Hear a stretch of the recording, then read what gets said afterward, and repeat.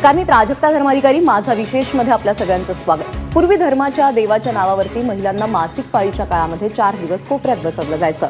त्यातूनच संघर्ष करत महिलांनी आम्ही देखील शारीरिकदृष्ट्या सक्षम आहोत हे सिद्ध केलं आणि पुरुषांच्या खांद्याला खांदा लावून या क्षेत्रामध्ये त्या उतरल्या. प्रत्येक क्षेत्रामध्ये त्या पाहायला मिळत आहेत. मात्र अचानक मुंबईतल्या एका कंपनीने मासिक पाळीच्या काळामध्ये महिलांना 1 दिवसाची सुट्टी देण्याची घोषणा केली आणि मग ही मागणी राजकीय पटलावर देखील आली.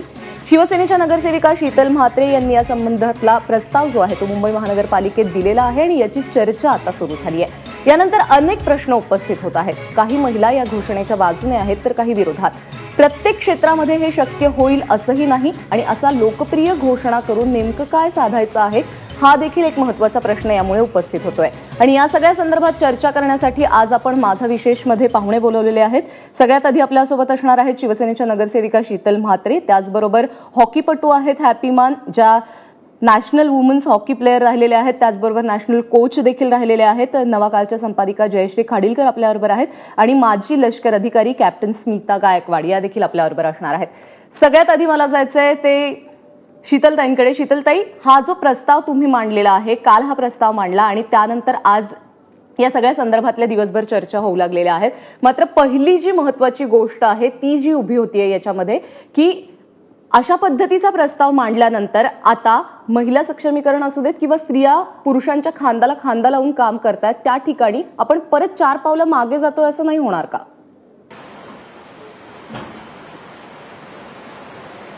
खरं तर हा प्रस्ताव असा आहे की मासिक पाळीच्या काळात महिलेला जेव्हा त्रास होईल तेव्हा 1 दिवसाची तिला सुट्टी देण्यात यावी असा हा खाजगी त्याचप्रमाणे शासकीय निमशासकीय आणि अशा सर्व आस्थापनेमध्ये काम करणाऱ्या स्त्रियांसाठी मी असा प्रस्ताव मागितला होता.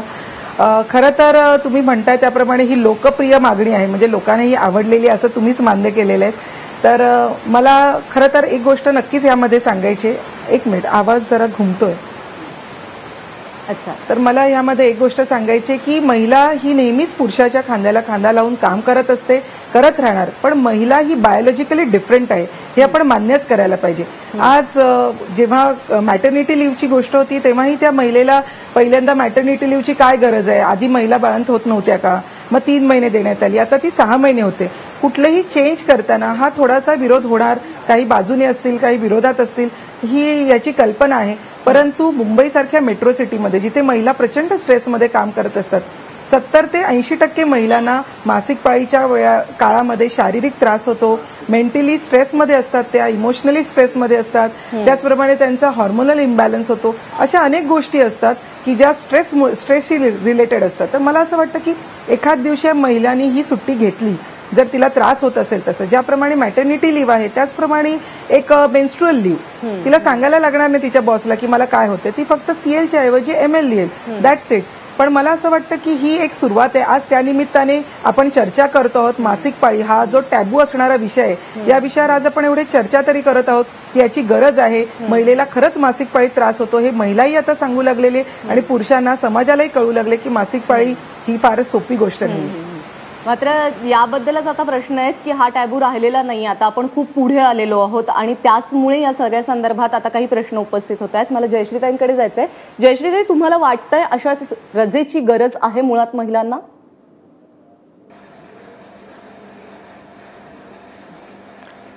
मला आता मी शीतलताईंचं म्हणणं ऐकलं आणि त्यांनी हा प्रश्न उपस्थित केला आहे, खूप चांगली गोष्ट आहे. मुळात जपानमध्ये ह्याची सुरुवात झाली 1947 साली आणि जपान नंतर चीनमध्ये, दक्षिण कोरिया असेल, तैवान असेल, तिथे अशा प्रकारच्या सुट्टी दिली जाते.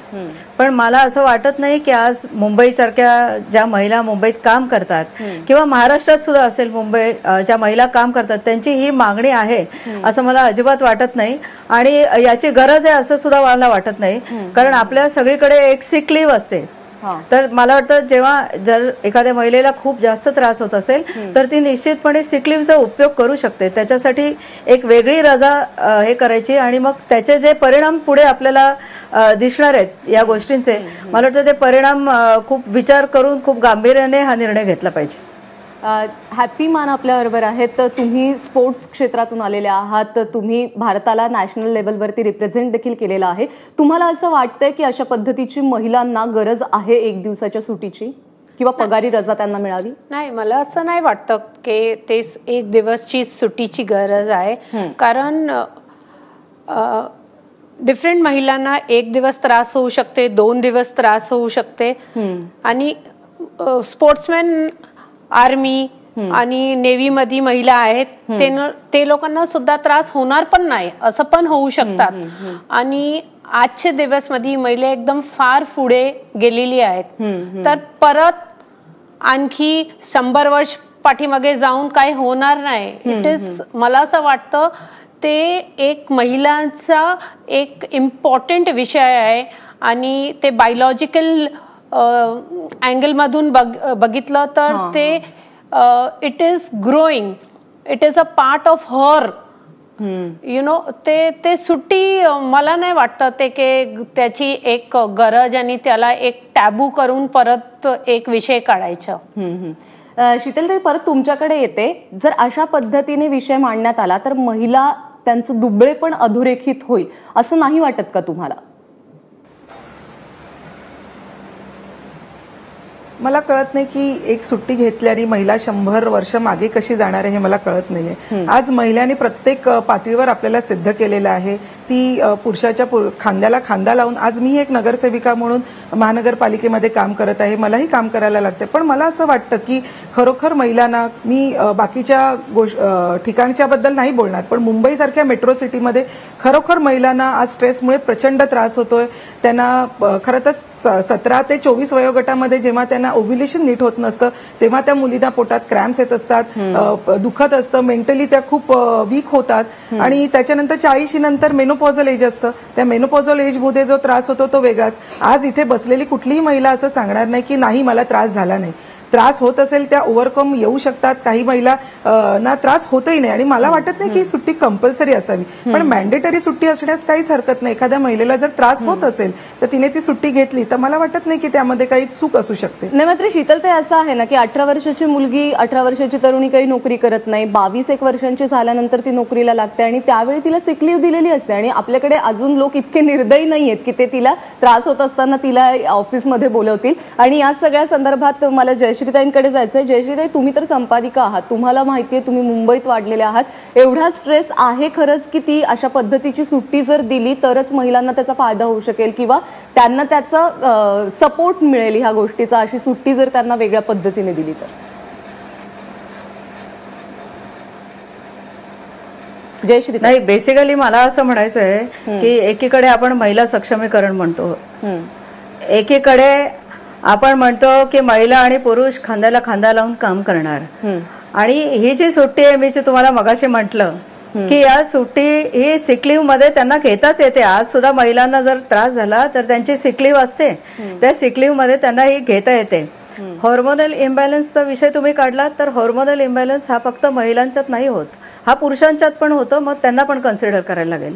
आणि दुसरी गोष्ट, आणि मला ज्याची खूप धास्ती वाटते की जर महिलांना, आता तुम्ही जर म्हटलात की आता 2 दिवस त्यांना लीव्ह द्यावी किंवा 1 दिवस लीव्ह द्यावी आणि तिने ऍप्लिकेशन केल्यावर तिलाही लीव्ह मिळावी, तर ह्याचे दूरगामी परिणाम होणार आहेत. कुठल्याही ऑर्गनायझेशनमध्ये जर एखादी महिला महिन्याला 2-2 दिवस सिक लीव्ह सोडून सिक लीव्हच्या व्यतिरिक्त जर सुट्ट्या घ्यायला सुरुवात केली तर तिला जे कामावर ठेवताय ते खासगी आस्थापनेत असतील किंवा इतर आस्थापनेत असतील, ते 4 वेळा विचार करतील की माझी जर महिला कामगार ही सिक लीव्ह सोडून आणखीन जर 2-3 सुट्ट्या घेणार असेल तर मी या महिला कामगारांना कामावर ठेवावं की नाही, याचे दूरगामी परिणाम होणार आहेत. हे इतकं सोपं नाहीये आणि याची गरज पण नाहीये. तिच्या करिअरवरती याचा सगळा परिणाम होऊ शकतो. मला जे म्हणायचंय ते, तुम्ही हवे असेल तर सिक लीव्ह वाढवू शकता.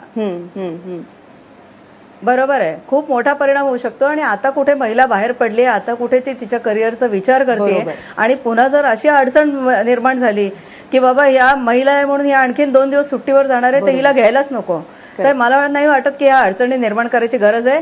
त्या महिलेला जर खरंच ती आजारी असेल ना तर तिला सिक लीव्ह असते, तिने सिक लीव्हचा निश्चितपणे फायदा घ्यावा, उपभोग घ्यावा आणि घरी विश्रांती घ्यावी. आणि आता आपल्याबरोबर जोडल्या गेलेल्या आहेत माजी लष्करी अधिकारी कॅप्टन स्मिता गायकवाड. कॅप्टन स्मिता, तुम्हाला काय वाटतंय, अशा पद्धतीच्या सुट्टीची खरंच महिलांना आज गरज आहे त्या तेवढ्या कमकुवत आहेत, त्या तेवढ्या दुर्बल आहेत की त्यांना अशा पद्धतीची एक सुट्टी मिळायला हवी आहे?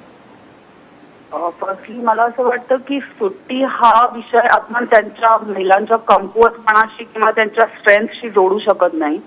पण हॅव्हिंग सेड दॅट अशी सुट्टीची खरंच गरज वाटत नाही. कारण एकतर जेव्हा आपण म्हणतो मासिक पाळी आणि त्याच्यामध्ये येणारे प्रॉब्लेम्स हे मॅनेजेबल असतात. असं नाहीये की ते बियॉन्ड मॅनेज, तुम्ही बिलकुलच त्याच्यावरती काहीच मॅनेज ते करू शकत नाही असं होत नाही. दुसरी गोष्ट म्हणजे सैन्यामध्ये सर्व्ह केलेलं आहे मी आणि तिथे आमचं जे ट्रेनिंग असतं सो त्या ट्रेनिंगमध्ये सुद्धा म्हणजे ते ऍक्च्युली हार्ड ट्रेनिंग असतं. म्हणजे पिरियड्समध्ये आम्ही 25-25 किलोमीटर रनिंग केलेलं आहे. आमचा जो जोश रन असतो अशा प्रकारच्या ऍक्टिव्हिटीज आम्ही केलेल्या आहेत. किंवा आपल्याकडे स्पोर्ट्समॅन असतात, स्पोर्ट्स वुमेन ज्या आहेत त्या हार्ड ट्रेनिंग फॉलो करतात जेव्हा त्यांचे पिरियड्स असतात तेव्हा सुद्धा.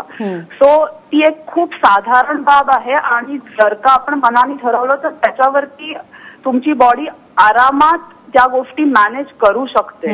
सो त्या गोष्टीचा इश्यू करून स्पेशल ट्रीटमेंट मागणं हे खरंच योग्य नाहीये. कारण एकीकडे आपण इक्वॅलिटीच्या गोष्टी करतो, एकीकडे आपण विमेन एम्पॉवरमेंटच्या गोष्टी करतो, एकीकडे आपण म्हणतो की आम्हाला पुरुषांच्या बरोबरीने तुम्ही ट्रीटमेंट द्या आणि दुसरीकडे म्हणायचं की नाही पण आम्हाला ह्या स्पेशल ट्रीटमेंट हव्यात, आम्हाला हे आमचे प्रॉब्लेम्स आहेत आणि त्याच्यासाठी तुम्ही आम्हाला एक सुट्टी पण द्या. हे कुठेतरी काहीतरी गडबड वाटते. सो मला नाही वाटत की जर का आर्मीमध्ये किंवा स्पोर्ट्स वुमेन आहेत किंवा ओव्हरऑल कॉर्पोरेटमध्ये सुद्धा ज्या काम करणाऱ्या महिला आहेत त्या सुद्धा या सगळ्या गोष्टी मॅनेज करू शकतात. सो या सगळ्यामध्ये एक केवळ राजकीय अँगल आहे आणि मला असं ते पब्लिसिटीचा एक तो अँगल त्याच्यामध्ये जाणवतोय. त्याच्यात जर का महिलांचे जे बाकीचे प्रश्न आहेत ते सोडून म्हणजे अगदी बेसिक टॉयलेट, स्वच्छतागृह असे बेसिक प्रश्न आहेत ते सगळे सोडून मासिक पाळीची सुट्टी असा विषय म्हणजे केवळ हा पब्लिसिटीचा विषय आहे. त्याच्यापेक्षा त्याच्यामध्ये काही गांभीर्याने घेण्यासारखं काही वाटत नाही मला. हॅपी आपल्याबरोबर आहेत. हॅपीजी, खरंच आता जसा उल्लेख केला कॅप्टन स्मिता यांनी आणि त्यांचंही हे म्हणणं अगदी बरोबर होतं की शारीरिकदृष्ट्या आपण एवढे सक्षम झालेलो आहोत आजकाल की आपल्या कुठल्याही दुखण्यावरती आपण मात करू शकतो. महिला तेवढ्या सक्षम झालेल्या आहेत. तर मग स्पोर्ट्स फील्डमध्ये देखील असा कधी इश्यू झालेला आहे? म्हणजे तुम्ही याच्यातून सगळ्याच्यातून गेलेला असाल, तुम्ही कोच देखील होत्या, तर तुम्हाला असं वाटतंय की हा विषय बाजूला सारून आपण आता आणखी पुढच्या पावलांनी विचार करायला हवा किंवा पुढे जायला हवं? हो, आम्हाला नक्की पुढे जायचे आहे. कारण मला असं वाटतं की ते आमच्या मनाचा विचार आहे की आम्ही काय करू शकतात नाही, की आम्हाला आराम पाहिजे. पण खरं बघूया की स्पोर्ट्समॅन ते दिवस मंथली सायकलचे दिवस स्पोर्ट्समॅनची परफॉर्मन्स वाढवून जाते आणि तसं आम्ही ते दिवस मॅच आहे इंडियासाठी खेळतो असं सांगू शकत नाही की आमचा आज पिरियड आहे, मला खेळायचा नाही, मी खेळू शकणार नाही. तर मला असं वाटतं की फक्त ते मनाची स्थिती असतं. आणि आत्ताच आपण पाहिलेलं आहे की मिताली राजने भारताचं नाव क्रीडा क्षेत्रामध्ये किती पुढे नेऊन ठेवलेलं आहे. त्यामुळे आपल्याला ते देखील पाहायला मिळत आहेत. वेगवेगळी उदाहरणं आहेत प्रत्येक क्षेत्रामधली. मतलब पुन्हा एकदा आणि एक आणखी मला मध्ये मी बोलते, एक टीम मध्ये वुमेन्स क्रिकेट टीम घ्या, वुमेन्सची हॉकी टीम घ्या, या आता वुमेन फायटर प्लेन्स उडवणार आहे त्यामध्ये एक टीम मध्ये 4 लेडीजला मंथली सायकल आलाय तर ते 4 प्लेयर्स खेळणार नाही तर इंडिया टीम फील्ड पण नाही होणार. तर मला असं वाटतं ते फक्त मनाची स्थिती आहे आणि ते दिवस खरोखरच प्रॉब्लेम आहे तर आपण आपली सिक लीव्ह घेऊ शकतात. मला असं वाटतं ऑप्शन्स बरेच आहेत. एक वेगळी खास सुट्टी त्याच्यासाठी घेण्याची गरज नाहीये. मला जयश्रीताईंकडे जायचं आहे. जयश्रीताई, तुम्ही एका पदावरती आहात, तुमच्या बरोबर अख्खी टीम काम करते, तर तुम्हाला असं वाटतंय का की वुमन फ्रेंडली पॉलिसी तयार करायला हवी आहे? म्हणजे अशा गोष्टी किमान आज ज्या बोलल्या जात आहेत त्या तरी बोलल्या जातील.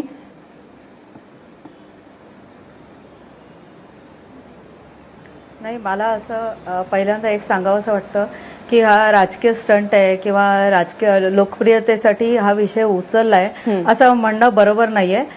शीतलताईंनी त्यांचं म्हणणं मांडलं. जगात याबाबत चर्चा सुरू आहे आणि मला वाटतं कुठलंही एखादं जर निवेदन एखाद्या महिलेने केलं तर त्याची चर्चा व्हावी टीका होण्यापेक्षा. हे माझं पहिलं मला सांगायचं होतं. त्यामुळे ह्या गोष्टीवरती पण आता शीतलताईने हा जर विषय मांडलाय तर ह्याच्यावरती साधक बाधक चर्चा होणं आवश्यक आहे. पण त्याच वेळेस मला आणखीन एक सांगायचं होतं की अनेक गोष्टी आहेत ज्या महिलांसाठी आता करणं खूप आवश्यक आहे आणि त्याच्यातली पहिली आणि सर्वात महत्वाची आज मला जी गोष्ट वाटते ती की महिलांनी जन्म दिल्यानंतर तिला मॅटर्निटी लिव्ह मिळते, पण आज परिस्थिती अशी आहे की नवरा बायको आणि मूल असं आपलं एक छोटी फॅमिली निर्माण झालेली आहे. आजी आजोबा किंवा सासू सासरे आपल्याबरोबर नसतात. आपलं मूल जेव्हा शाळेत जायला लागतं तेव्हा या महिलेचे खूप कुतरोड होते की तिला शाळेत आपलं मूल असतं आणि ती नोकरीवर असते. मला वाटतं आपण पुढचं पाऊल असं टाकायला पाहिजे की जेव्हा मूल शाळेत आपण घालतो तेव्हा आपण पॅटर्निटी लिव्ह सुरू केली पाहिजे. म्हणजे जे बाबा आहेत त्या बाबांना आपण एक पॅटर्निटी लिव्ह सुरू केली पाहिजे की बाबा घरी थांबतील आणि त्या मुलाचा सांभाळ करतील. मला वाटतं हे पुरुषांची मानसिकता आणि महिलांची मानसिकता या दोन्हीत बदल घडवण्यासाठी हे खूप मोठं पुढचं पाऊल ठरेल. तर शीतलताईंना मला विनंती आहे की तुम्ही जसा हा अर्ज केलाय तसा पॅटर्निटी लिव्ह सगळ्या आस्थापनेत सुरू करावी, अशासाठी पण आपण प्रयत्न करावा. शीतलताई. जरूर जरूर जरूर. कसं आहे की जेव्हा मॅटर्निटी लिव्ह मिळाली तेव्हा सुद्धा एवढाच गदारोळ झाला की काय गरज आहे. त्याच्यानंतर आता पॅटर्निटी लिव्ह जी म्हणाली, खरं तर जयश्रीताईंनी सांगितलं त्याबद्दल मी त्यांचे आभारी आहे. नक्कीच 10 दिवस आता सध्या पॅटर्निटी लिव्ह मिळते. कमीत कमी सुरुवात तरी झाली आहे की पॅटर्निटी लिव्हची गरज आहे एवढं तरी वाटलंय. माझं ह्या सर्व संदर्भात एकच म्हणणं आहे की आज या विषयावर चर्चा होणं महत्वाचं आहे, स्त्रीने बोलणं महत्वाचं आहे. त्याच्यावरचा जो टॅबू आहे हा नष्ट होण्याची गरज आहे. राजकीय स्टंट, मी एक महिला नगरसेविका आहे आणि नगरसेविकेपेक्षा मी एक महिला आहे आणि मी या भारताची एक नागरिक आहे आणि मला जे काही दिसलं, मला जे काही जाणवलं, मला जे काही सर्व लोकांशी बोलताना जाणवलं ते मी माझ्या पद्धतीने मांडलं. कदाचित तुम्हाला ते मान्य नसेल.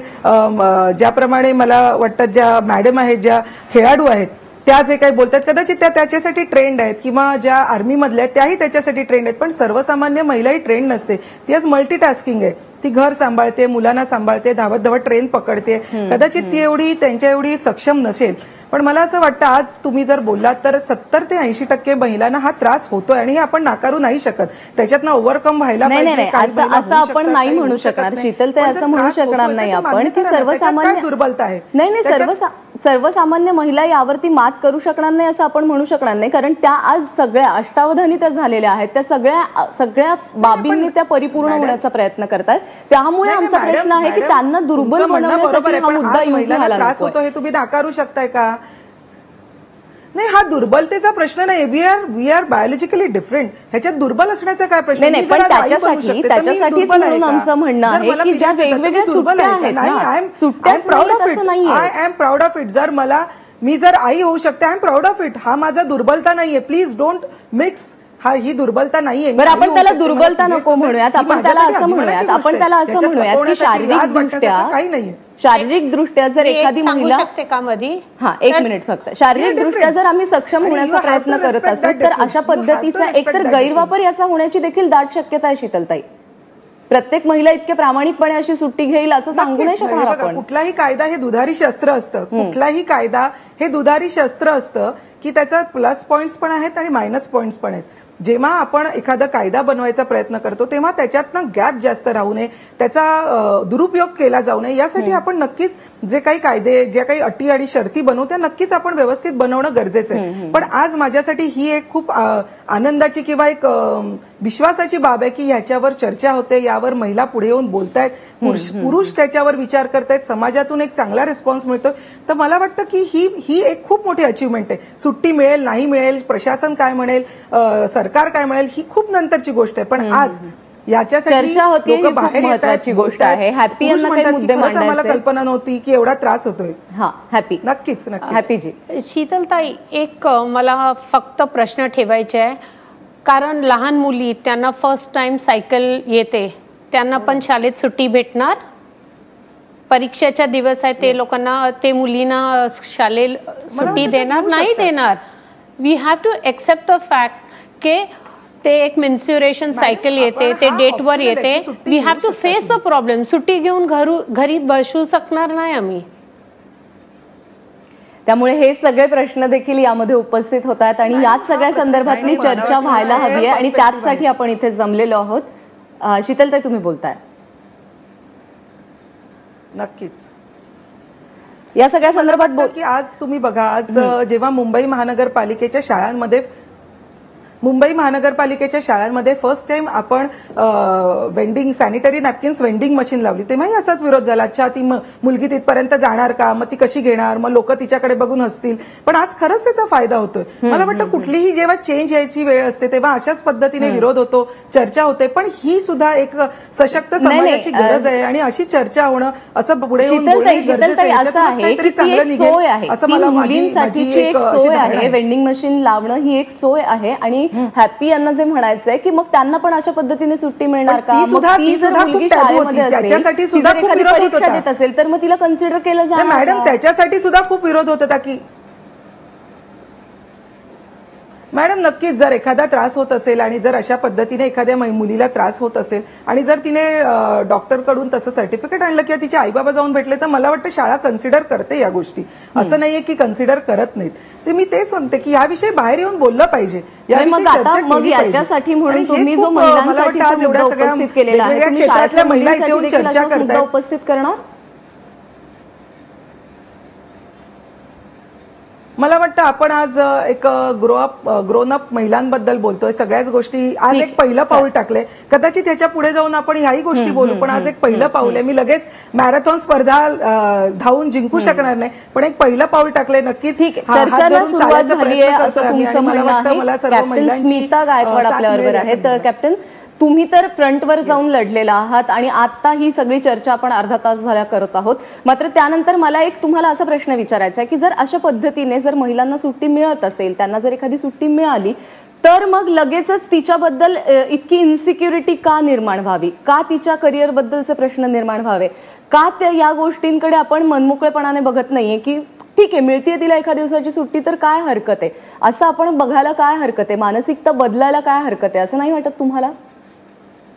नाही, बिलकुल नाही वाटत मला असं. याचं कारण म्हणजे या प्रश्नाचं उत्तर देण्याआधी मला एक मुद्दा फक्त असा वाटतो जो शीतल म्हात्रे यांनी सांगितलं की आम्ही स्पोर्ट्स विमेन आहोत म्हणून आम्ही स्ट्रॉंग आहोत असं नाहीये. तुम्ही जर का गावातल्या महिला ज्या शेतात काम करणाऱ्या असतात किंवा तुम्ही पूर्वीपासून बघितलंय म्हणजे ज्या जात्यावरती काम करणाऱ्या आणि ओखळामध्ये काम करणाऱ्या ज्या महिला, ओखळावरती मसाले कुटणाऱ्या ज्या महिला असतात, सो त्यांच्या तशा प्रकारच्या त्या सगळ्या प्रकारची जी कामं आहेत, म्हणजे आज सुद्धा गावामध्ये महिला शेतामध्ये काम करतात पिरियड्स असले तरी, आणि ते जे काम आहे ते सुद्धा कष्टाचं काम असतं आणि ते तर शारीरिक कष्टाचं काम आहे. हा, सो इट इज असं नाहीये की आम्ही स्पोर्ट्स विमेन आहोत म्हणून आमची बॉडी स्ट्रॉंग आहे. ही एक खूप नॅचरल, खूप नैसर्गिक, मासिक पाळी ही खूप एक नैसर्गिक नॉर्मल आहे, त्याचा आपण बाऊ करू नये. आणि दुसरी गोष्ट म्हणजे या सुट्टीमुळे इन्सिक्युरिटी होण्याचा संबंध येत नाही. माझं म्हणणं इतकंच आहे की जी गोष्ट अगदी सहज नैसर्गिक प्रक्रिया आहे त्याचा बाऊ करून त्याच्यासाठी स्पेशल ट्रीटमेंट मागणं आणि गरज नसताना, म्हणजे मॅटर्निटी लिव्ह ऑफकोर्स त्याची गरज आहे, आय अंडरस्टँड, त्याची खरोखर गरज आहे. आणि म्हणजे महिलांशी रिलेटेड अशा बाकी सुद्धा पॉलिसीज आहेत. मी कॉर्पोरेटमध्ये सुद्धा काम केलेलं आहे. महिलांच्या ट्रॅव्हल रिलेटेड काही पॉलिसीज आहेत, त्याच्यानंतर सेकंड शिफ्ट रिलेटेड काही पॉलिसीज आहेत आणि त्या आवश्यक आहेत. पण ही जी पॉलिसी आहे म्हणजे ह्या जे म्हणतायत की एक दिवस, पहिली गोष्ट म्हणजे 4 दिवसापैकी तुम्ही 1 दिवस फक्त सुट्टी द्यायची म्हणतात, मग बाकीचे 3 दिवस का नाही द्यायची? बाकीचे 3 दिवस त्रास होत नाहीत का? प्रत्येक मुलीच्या बॉडी जी असते ती वेगवेगळ्या प्रकारे रिस्पॉन्ड करते या गोष्टींना. सो या सगळ्या गोष्टी विचार करता मला असं वाटतं की आपण उगाचच या गोष्टीचा बाऊ करू नये. दुसरी अजून एक गोष्ट मला इथे सांगावीशी वाटते की आजकाल आपण योगाबद्दल बोलतो आणि म्हणजे हा प्रत्यक्ष माझा अनुभव आहे की जेव्हा तुम्ही क्रिया योगा फॉलो करता तेव्हा आपोआपच तुमच्या बॉडीवरती तो एक बॅलन्स निर्माण होतो आणि स्पेशली जे मासिक पाळीच्या वेळेला चिडचिड होणं किंवा म्हणजे त्या त्रासावरती ओव्हरकम करण्यासाठी आपल्याकडे बाकी बऱ्याच गोष्टी आहेत, त्या जर आपण केल्या तर कदाचित आपल्याला या सुट्टीची किंवा अशा पद्धतीच्या वेगळ्या एखाद्या सुट्टीची गरज भासणार नाही. माझ्याकडे वेळ खूप कमी आहे आणि आपण शेवटाला आलेलो आहोत. मला जयश्रीताईंकडे शेवटची कमेंट घेण्यासाठी जायचंय. जयश्रीताई, तुम्ही देखील एक संपादिका आहात, तुम्ही मोठ्या पोस्टवरती आहात आणि अशा पद्धतीने जर महिलांसाठी वेगळे नियम सुट्ट्या घेण्यात आल्या किंवा असा नियम झाला तर महिलांच्या करिअरवरती याचा मोठा प्रश्नचिन्ह निर्माण होईल किंवा त्यांचं करिअर धोक्यात येईल असं नाही वाटत का तुम्हाला? अगदी शेवटची कमेंट. तुम्ही बघाशी म्हटल्याप्रमाणे जर महिलांना आणखीन म्हणजे सिक लीव्ह सोडून जर आणखीन सुट्ट्या आपण द्यायला सुरुवात केली विविध कारणं घेऊन, तर तिच्या करिअरवरती निश्चितपणे हा प्रश्न उपस्थित राहणार आहे. मला असं म्हणणं आहे की आज आपण एवढ्या चर्चा आज या मासिक पाळीवरती करतोय, त्याच्यापेक्षा जास्त चर्चा ही आज महिलांना त्यांच्या कामाच्या ठिकाणी पाळणाघर असणं खूप आवश्यक आहे. त्या पाळणाघराबाबत आपण कधीही चर्चा करत नाही. शाळेत जेव्हा आपण कुठल्याही मुलींच्या शाळेत जरी गेलात तरी अनेक शाळांच्या टॉयलेट्समध्ये दरवाजे नसतात, त्याच्याबाबत आपण कधी चर्चा करत नाही. सॅनिटरी नॅपकिन्स हे स्वस्तात मिळायला पाहिजेत, त्याच्याबाबत आपण चर्चा करत नाहीत. वेंडिंग मशीन्स आत्ताशी लागायला लागलेत, अजून लागत नाहीयेत, त्याच्याबाबत आपण चर्चा करत नाही. आज पाळणाघराची इतकी जरूरत आहे की महिला धडपडत सकाळी आपल्या छोट्याशा मुलाला पाळणाघरात ठेवून येते आणि 5 वाजता त्या मुलाला तिला उचलायचं असतं जाऊन. मला वाटतं या गोष्टी खूप महत्वाच्या आहेत. कसं आहे, बाकीच्या देशात कुठली तरी गोष्ट सुरू होते म्हणून आपण सुरू करायची किंवा हे बरोबर नाहीये. चर्चा करणं आवश्यक आहे, पण अवास्तव महत्व याला देऊ नये माझ्या मते. करेक्ट. तुम्ही म्हणालात ते अगदी बरोबर आहे. आपल्याकडचे जे बेसिक प्रश्न आहे, टॉयलेटचा मुद्दा असू देत किंवा अगदी सार्वजनिक ठिकाणी जेव्हा 4 चौघांमध्ये महिला जातात तेव्हा देखील त्यांना जे समस्या उद्भवतात, टॉयलेटचा असू देत किंवा इतर ज्या समस्या आहेत त्यांच्याबद्दल जर या सगळ्या संदर्भात चर्चा झाली किंवा ते प्रश्न सोडवण्यासाठी काही भूमिका घेण्यात आल्या तर कदाचित त्या समजू शकूत. मात्र अशा पद्धतीने जर एक दिवसाची सुट्टी महिलेला दिली तर तिच्या संदर्भातले अनेक प्रश्न उपस्थित होतील, तिचं करिअर धोक्यात येईल आणि म्हणूनच या सगळ्या संदर्भातली चर्चा आज आपण या ठिकाणी केलेली आहे. विविध क्षेत्रातले मान्यवर या ठिकाणी होते. या सगळ्यांचे मी आभार मानते, त्यांनी आज या चर्चेमध्ये सहभाग घेतला त्याबद्दल. आणि यासोबत माझा विशेषमध्ये आज इथेच थांबतोय. पाहत रहा एबीपी माझा.